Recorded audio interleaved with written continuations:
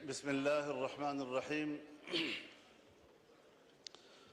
नहमदुहु व नुसल्ली अला रसूलिहिल करीम अम्मा बाद। इंतहाई काबिल एहतराम जनाब सरदार अयाज सादिक साहब और आपकी वसातत से मुअज़्ज़ज़ अरकान ऐवान,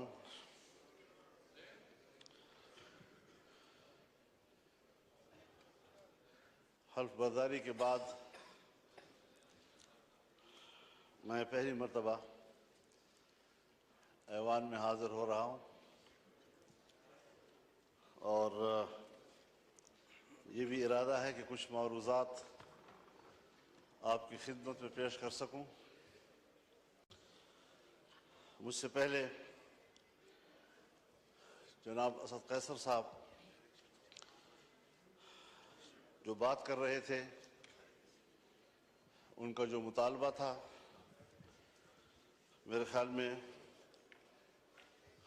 उनका मुतालबा सही था और जलसा करना उनका हक़ है और मैं उनके इस मुतालबे की हिमायत करता हूँ।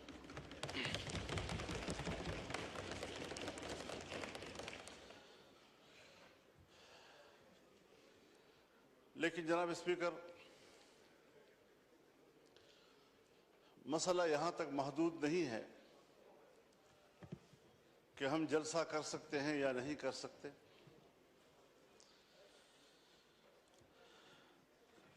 इस बात पर संजीदगी से गौर किया जाए कि हमारा मुल्क आज कहाँ खड़ा है।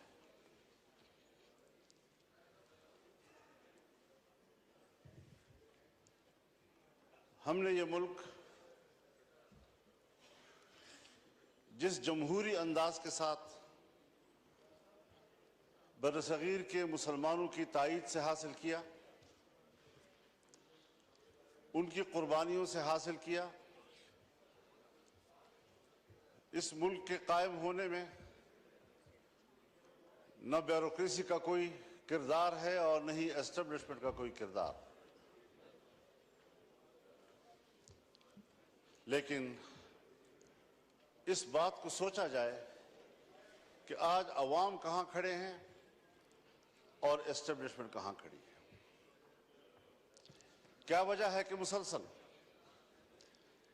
ऐवान पर सवाल उठाया जा रहा है, हमारी अवामी नुमाइंदगी पर सवाल उठाए जा रहे हैं।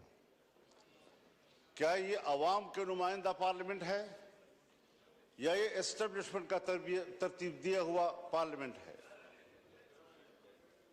इससे कब निकलना है हमने, या मजीद धंसते चले जाना है? ये मुल्क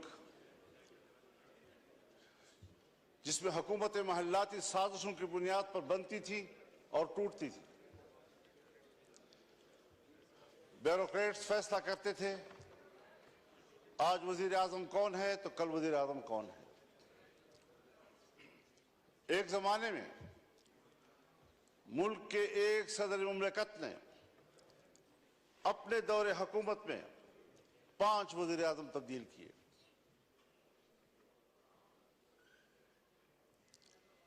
बड़ी मुश्किल के साथ, अवाम की जद्दोजहद के साथ इस मुल्क में आम आदमी को वोट का हक मिला। पार्लिमानी तर्ज हुकूमत पर इत्तेफाक हुआ, इलेक्शन हो गए सन 1970 में, जिसे आज हम बतौर मिसाल पेश करते हैं। लेकिन इंतखाबात को बतौर मिसाल पेश करने के बाद क्या उसके नताइज पर भी हमारी नजर है, जिसके नतीजे में मुल्क दो लख्त हो गया, हम पारा पारा हो गए। कायदे आजम ने जो कौम को मोटो दिया था, इत्तेहाद, तंजीम और यकीन महकम, वो कहां रहा? कायद आजम का पाकिस्तान कहां है आज? शायद तारीख उसके हकायक से पर्दा उठाएगा। तारीख माफ नहीं करती किसी को। थोपा गया सियासतदानों पर और किरदार जनरल आगा यहया खान था। हुकूमत को चलने ही नहीं दिया गया। फिर माशाल्लाह, फिर हम कुछ संभले तो फिर माशाल्लाह सोचना यह है कि एस्टेब्लिशमेंट हमें जो नताइज मुरत्तब करके दे, जिनको यहां पर बैठने के लिए फहरिस्त में नाम शामिल करे, उस पर कब तक आप समझौते करते रहेंगे? कब तक हम ये सोचते रहेंगे, भीख मांगते रहेंगे उनके दरवाजों पर बैठकर? और जो इलेक्शन हुए हैं, हमें तो 2018 के इलेक्शन पर भी एतराज था, आपको भी एतराज था, पीपल्स पार्टी को भी एतराज था, मुस्लिम लीग नून को भी एतराज था, मेरे बुजुर्ग बैठे हैं उनको भी एतराज था। इस वक्त भी तो मैंडेट तकरीबन वही है, कुछ थोड़ा आगे पीछे। इसी मैंडेट के साथ उस वक्त धांधली क्यों थी और इसी मैंडेट के साथ आज धांधली क्यों नहीं है? हज़रत, मुझे शर्म आती है, शायद मैं कुछ अपनी गुफ्तगू में ऐसी बातें कहूं जो आप समझेंगे कि मैं तजावुज कर रहा हूं, लेकिन सियासी आदमी, उसे बात करनी होती है। सियासतदान मालूमात की बुनियाद पर बात करता है, पब्लिक में बात करे, पार्लियामेंट में बात करे। खुदा करे ये खबर गलत हो, लेकिन हमारी मालूमात ये हैं कि इस बार तो बाकायदा असेंबलियां बेची गई हैं और असेंबलियां खरीदी गई हैं। कौन इन असेंबलियों को और इन ऐवानों को अवाम का नुमाइंदा पार्लियामेंट कहेगा? किस तरह हमारा ज़मीर मुतमईन है यहां पर बैठने में?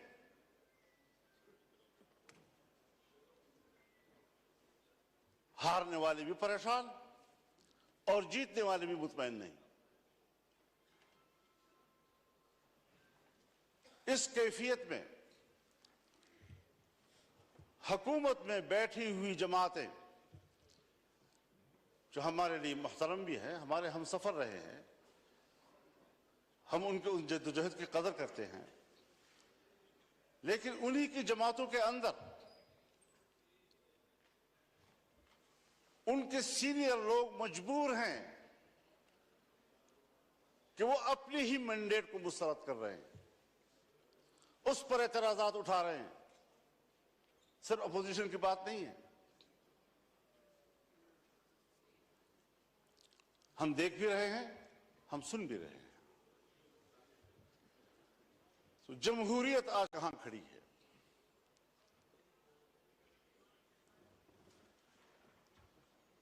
ये सिर्फ इसलिए हम यहां कमजोर बैठे हुए हैं कि हमने हर मरहले पर कंप्रोमाइज किया है। हमने अपने उसूल पे समझौते किए हैं, हमने अपनी जमहूरियत बेची है, हमने अपने हाथों से अपने आका बनाए हैं, और जब हम ही अपने हाथों से अपने लिए आका बनाएंगे, यही होती है आखिरत की निशानी। जब रसूलुल्लाह सल्लल्लाहु अलैहि वसल्लम से हज़रत जिब्रील ने पूछा कि आप क़यामत की अलामात के बारे में बताएं, तो आपने पहली बात की अंतलिदल अमत रब्बतहा, कि माएं अपने लिए मालिकाएं जनेंगी, यानी बेटियां मालिक बन जाएंगी और मां को नौकर और घर के मजदूर की तरह देखेंगी। इस मिसाल से आप खुद समझ लें कि जो आपके मातहत होने चाहिए थे, जो आपके हुक्म पर चलने चाहिए थे, वो आज हमारे आका और उनके हुक्म पर हम चल रहे हैं। हम यहां पर एक कानून पास नहीं कर सकते। जनाब स्पीकर साहब, आप गवाह हैं, आप गवाह हैं, आपकी पूरी जमात गवाह है। हमने एक इजलास में एक कानून साजी पे बात की, उसके लिए कमेटी बनी, वजीर कानून के निगरानी में मियां शहबाज शरीफ साहब निगरानी कर रहे थे ऊपर से। हमारा इत्तेफाक हुआ दीनी मदारिस, उनके विफाक हुकूमत के दरमियान उस मसौदे पर इत्तेफाक हो गया। इत्तेफाक राय के बावजूद असेंबली में नहीं आ रहा, इसलिए कि इजाजत नहीं है। करते करते बिल आखिर असेंबली में आया वो, और आया तो ख्वांदगी के दौरान रोक दिया गया और पास नहीं होने दिया। हम पार्लियामेंट हैं, हमने इस पर इत्तेफाक राय किया, असेंबली तक में ले आए, पेश हो गया, पहली ख्वांदगी हो गई और बिल आखिर उसको ड्रॉप करना पड़ा। इतना जरूर हमें पता चल गया, और मैंने शहबाज शरीफ साहब से कहा कि हमें इतना पता चल गया है कि कसूर आपका नहीं है, कौन रुकावट है हमें मालूम हो जाए, बस इतना ही चाहिए था। हम कानून साजी का भी इख्तियार नहीं रखते, हम अपनी मर्जी से कानून भी नहीं बना सकते। इस पार्लियामेंट की रुकनीत पर हम फख्र करते हैं और हम समझते हैं वीवीआईपी बन गए।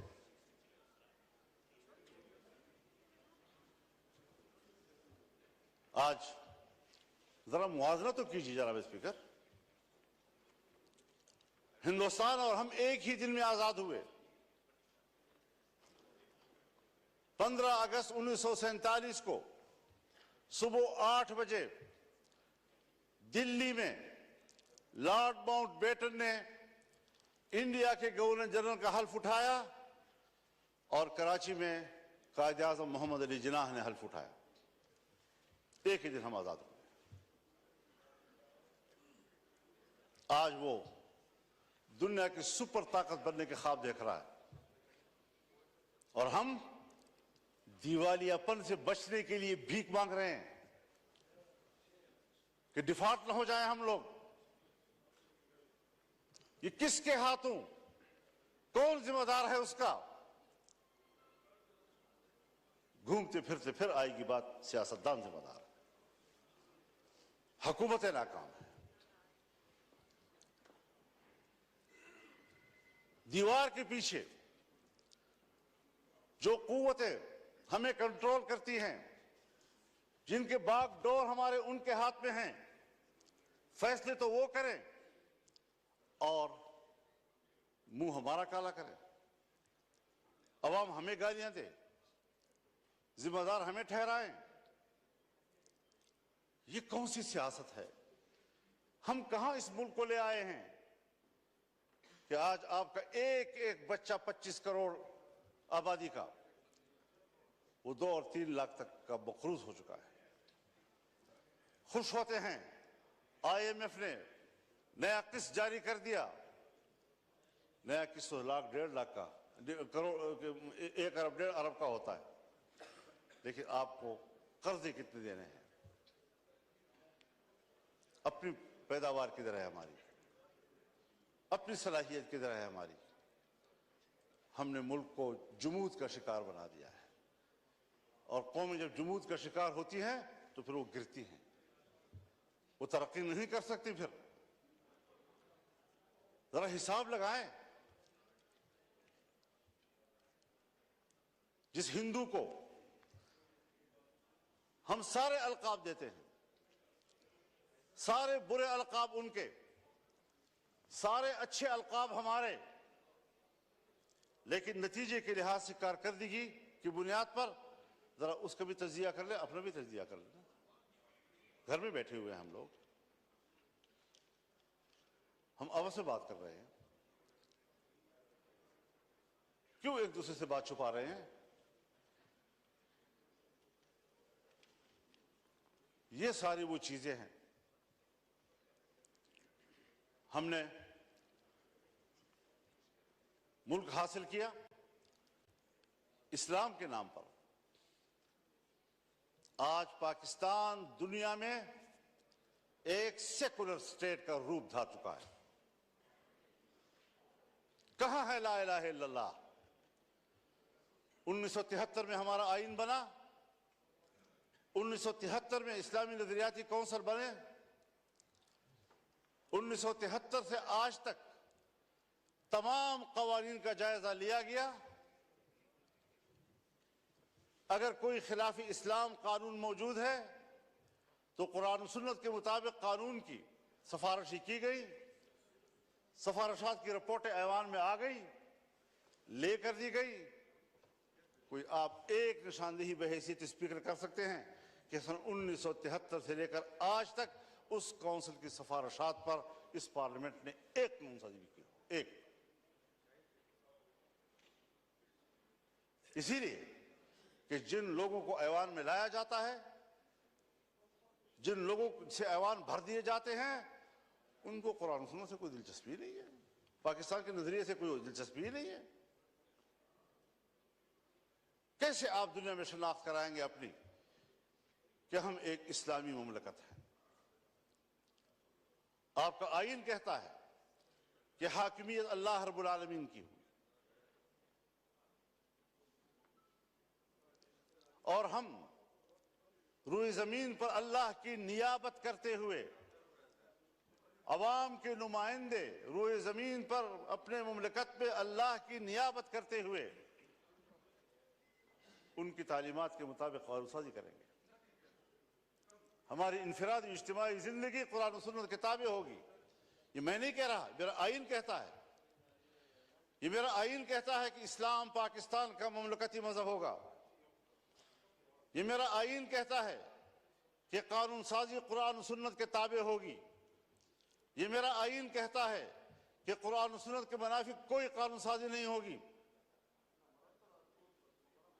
इस पर कोई अमल दरामद कागजी हद तक भी आप तो उन इदारों को भी पाबंद कर रहे हैं, नेस्तनाबूद करना चाहते हैं जो इदारे आपके इस मुल्क में किसी तरह दीन और मजहब की अलामत हैं।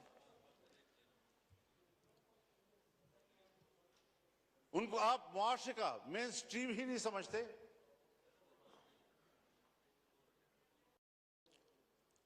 तो जिस नजरिए पर मुल्क कायम हुआ था 75 साल में, उसका भी जरा हिसाब लगा ले आप कहां खड़े हैं। और मुमकिन है बहुत से लोग समझे कि मजहब नहीं है तो कोई चीज नहीं, कोई मसला ही नहीं है। लेकिन बहुत से लोग हैं जो जमहूरियत की बात तो करते हैं, मजहब की बात भला ना करें, जमहूरियत की बात तो करते हैं। तो हम सब मिलकर सोचें जरा कि जमहूरियत किधर है हमारी।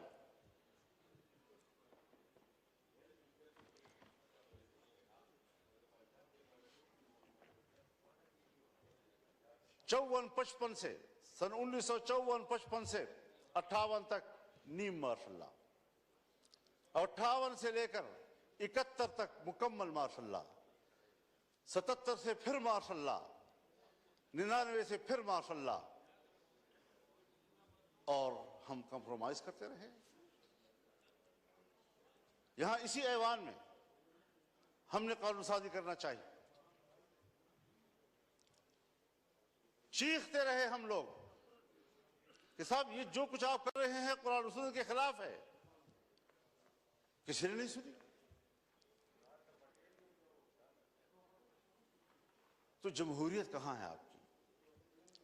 इलेक्शन आपके ढोंग, असेंबलियों की कोई कदर कीमत नहीं। असेंबलियों में आने वाला अपने आप को मुआज़्ज़ज़ समझता है, अवाम का नुमाइंदा है। आपके कागजात में उसका जो प्रोटोकॉल है वो वीवीआईपी का है, उसके मराआत होते हैं। लेकिन क्या हमारा ज़मीर भी मुतमईन है इस बात पर? वस्तफ्ति नफ्सक, अपने ज़मीर से पूछ लो पहले, क्या वाकई हम मुतमईन हैं इन नताइज से? और जनाब अयाज़ साहब, क्या वाकई आप लाहौर के नताइज से मुतमईन हैं? अल्लाह आपको मुतमईन रखे जी, अल्लाह आपको मुतमईन रखे। लेकिन हर चंद के है नहीं है।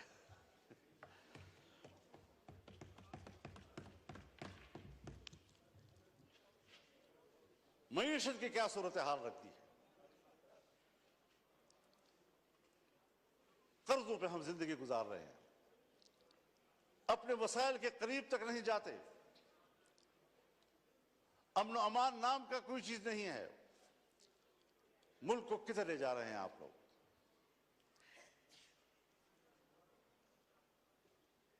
आप आए जरा, लाहौर से जरा सफर करें और आए जरा।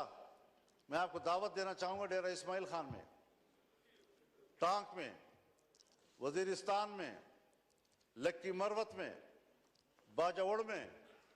आप वहां आकर जरा देख तो लें कि हमारी वहां क्या हालत है।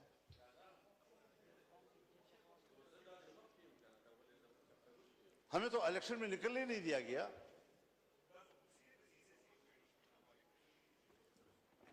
एक तरफ तालिबान की तरफ से ऐलान होता था कि हम इलेक्शन में कोई कार्रवाई नहीं करेंगे, दूसरी तरफ हमें धमकियां मिलती थी। फिर इधर से हमें चिट्ठियां मिलती थी कि आप, थ्रेट लेटर आ जाती थी कि आप न जाएं। पब्लिक से राब्ता ही नहीं करने दे रहे थे। और जो ही इलेक्शन गुजरा,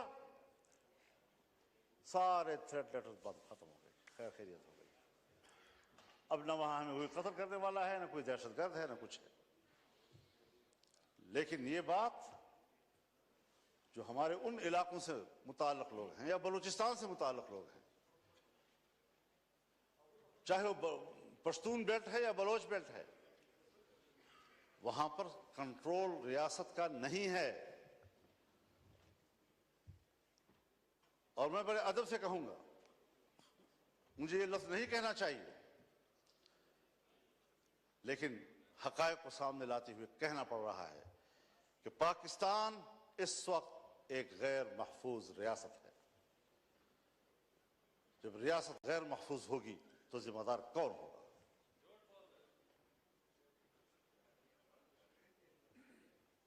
दहशतगर्दी के खिलाफ लड़ने की पॉलिसी बनाई जनरल मुशर्रफ साहब के दौर में। जो अमेरिका ने कहा वो हम पे मुसल्लत कर दिया गया, और आज तक उस पॉलिसी में कोई फर्क नहीं आ रहा। ऑपरेशंस हुए, तालिबान का खात्मा कर दिया, दहशतगर्द खत्म हो गए। आज उससे कई गुना ताकतवर बनकर कैसे आ गए?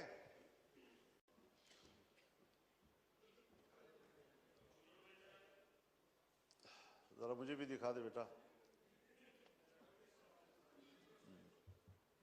बिल्कुल ठीक है जी।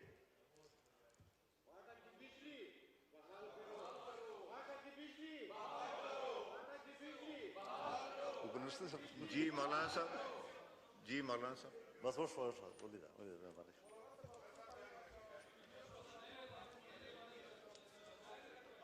तो जनाब स्पीकर, आफरीदी साहब मैसेज आ गया, आपको पॉइंट ऑफ ऑर्डर में दूंगा, आप तशरीफ रखें।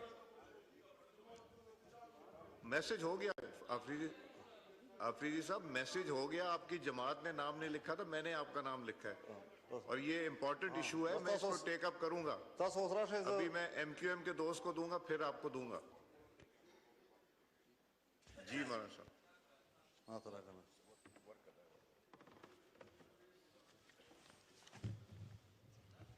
ये जो बात यहाँ की जा रही है जनाब स्पीकर, ये मेरे पॉइंट्स में लिखी हुई है और आज भी मौलाना मिसबाहुद्दीन साहब मेरे पास तशरीफ लाए, उससे पहले वफूद आए, हमें मिलते रहते हैं।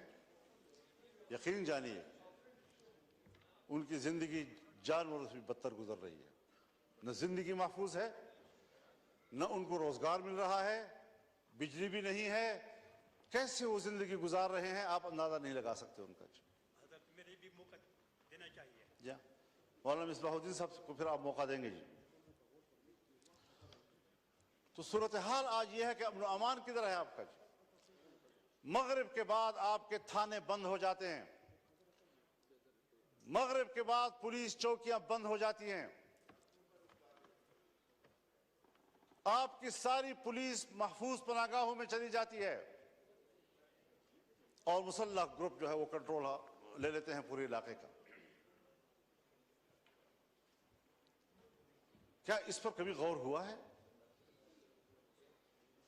बस इलेक्शन है, बस अपनी मर्जी का ऐवान बनाना है, अपनी मर्जी की असेंबली बनानी है। किस लिए अपनी मर्जी की बनाते हो? वोट तो उलमाए किराम फरमाते हैं शहादत है, कोई कहते हैं अमानत है, कोई कहते हैं बयात है। तो यहां तो ना शहादत है, ना अमानत है, ना बयात है। बैत मेरे नाम पर करते हैं, बक्सा खुलता है तो किसी और के नाम पर बैत निकलाते हैं। अमानत आपके हवाले करते हैं, बक्सा खुलता है तो उसमें अमानत नाम की कोई चीज, खयानत ही खयानत होता है। शहादत में सदाकत होती है, जब बक्सा खुलता है तो सदाकत का नाम निशान नहीं होता, शहादत मरी पड़ी होती है। इस सारी सूरत हाल में हमें जरा बताए कहां हम खड़े हैं। बाजवा साहब फरमाया करते थे कि हमने बाढ़ लगा दिया है और अब कोई अफगानिस्तान न जा सकेगा न आ सकेगा। वो बाढ़ किधर है? उस बाढ़ पर जो अरबों रुपए खर्च हुए वो किधर हैं? कोई पूछ सकता है उनसे? और 30-40 हजार नौजवान यहां से कैसे गए उधर? 20 साल वहां लड़े, बाढ़ भी लग गया था, फिर वो उससे बढ़कर ताकतवर बनकर कैसे वापस आए? अफगानिस्तान से आप जरूर गिला करें कि हमने जिनको पकड़ा है, जिनको मारा है, उसमें अफगानी नेशनल भी हैं। बिल्कुल गिला करें आप उनसे कि उनकी सरजमीन से कैसे लोग इधर आए। उनसे कोताही हुई कि उन्होंने अपने सरहद पर उनको कंट्रोल नहीं किया, लेकिन आप भी तो सरहद पर बैठे हैं, आप क्यों नहीं रोक सके उनको? कैसे मुझ तक रसाई की और मुझ पर हमला कर दिया? कैसे आए और बाजौड़ में मैंने 80 लोगों की लाशें उठाई एक ही जलसे में? ये तल्ख वाकयात कोई हमें समझाए तो सही, क्या सियासत हो रही है? मेरे ख्याल में उसूल एक ही है, वही उसूल जो अमेरिका ने अपनाया है कि इस्लामी दुनिया में और कमजोर दुनिया में दहशतगर्दी और अस्करियत पैदा करो, और जहां पर कोई ऐसी अस्करियत पैदा होगी वहां पर अमेरिका को अपनी फौजें ले जाने का जवाब हासिल होगा। दहशतगर्दी उसकी जरूरत है। इस्लामी दुनिया पर अपनी गिरफ्त मजबूत करना, इस्लामी दुनिया में फौजें उतारना। आज तमाम अरब ममालिक के अंदर अमेरिकी फौजें मौजूद हैं, कहीं पर 5000, कहीं पर 3000, कहीं पर 2000, कहीं पर 1000, कहीं पर 500। कोई भी मुल्क ऐसा नहीं है अरब दुनिया का कि जिसके अंदर उनके फौज मौजूद ना हो, जिनके समंदर में उनके बेड़े मौजूद ना हो। पूरी इस्लामी दुनिया को कंट्रोल कर रहा है। क्या मतलब? मैं तो अमन के लिए जा रहा हूं, इंसानी हुकूक के लिए जा रहा हूं। कौन से इंसानी हुकूक? वो इंसानी हुकूक जो ग्वांटानामो में हमें नजर आए, जहां तुमने मुसलमानों को बरहना करके बंद कोठरियों में फेंका, जिनके बर्फ के तोदों के ऊपर उनको लिटाकर उनके ऊपर बैठकर सिगरेट पीते रहे। आज भी बगराम और शबरगान के उकूबत खाने उनके खून से लथपथ हैं। गवाहियां दे रहे हैं कि यहां क्या मजालिम किए उन्होंने। उनके सामने कुरान करीम की तजलील की गई। कोई है जो इस पहलू पर भी बात कर सके? बस ये दहशतगर्द, ये दहशतगर्द, ये दहशतगर्द, और उसके मुकाबले में उससे बढ़कर दहशतगर्दी हो रही है और कोई उनको रोकने वाला नहीं है, ना उसको कोई बात करने वाला है। इराक में क्या किया गया? अबू गरैब जेल में क्या जिंदा इंसानों पर नंगा करके उन पर कुत्ते नहीं छोड़े गए और कुत्तों से उनके जिस्म को नहीं नोचा गया? ये हैं उनके इंसानी हुकूक। इस्लामी दुनिया को तोड़ना, मुल्कों को तकसीम करना और इंसानी हक की बुनियाद पर वहां जाना। आज फिलिस्तीन में क्या हो रहा है? अक्टूबर से लेकर अब अप्रैल खत्म हो रहा है, 40,000 से ज्यादा गजा और खान यूनुस के मुसलमान शहीद हो चुके हैं। ये बच्चे हैं, ये खवातीन हैं, ये बेगुनाह शहरी हैं, ये जंगजू नहीं हैं। जंगजू से मुकाबला करो, वो आपके साथ लड़ने के लिए तैयार। सबसे ज्यादा बच्चे जो इन दिनों में शहीद हुए हैं वो गजा के हैं। कोई मुसलमान है हुक्मरान जो उसके लिए कोई आवाज उठाए? और फिर अमेरिका और बरतानिया और यूरोप इंसानी हुकूक की बात करे, जिनके हाथों से इंसानियत का खून टपक रहा है। इंसानियत का खून टपक रहा है और इंसानी हुकूक के अलमबरदार। मैं किसके हाथ में अपना लहू तलाश करूं? हर तरफ खून ही खून और हम उसमें जिंदगी गुजार रहे हैं। और अगर मुल्क के अवाम या अवाम के नुमाइंदे कोई किरदार अदा कर सकते हैं तो उसके इलेक्शन का यह हशर कर दिया जाता है जो हम देख रहे हैं। तो जरा इस हवाले से हमें अपनी तारीख को भी देखना चाहिए, हमें आने वाला मुस्तकबिल ठीक कर लेना चाहिए। यह क़ियादत का मसला है, यह क़ियादत का मसला है। मैं तो आज भी कहता हूं और हमदर्दी की बुनियाद पर कहता हूं, जनाब मियां नवाज शरीफ साहब से भी और जनाब शहबाज शरीफ साहब से भी और अपने बरखुरदार बिलावल ज़रदारी साहब से भी कि अवाम के लोग हो, चलो इकट्ठे अवाम में जाते हैं, छोड़ो इस इक़्तिदार को, आए इधर बैठें और अगर वाकई लार्जर ग्रुप पीटीआई है दे दो उनको हुकूमत।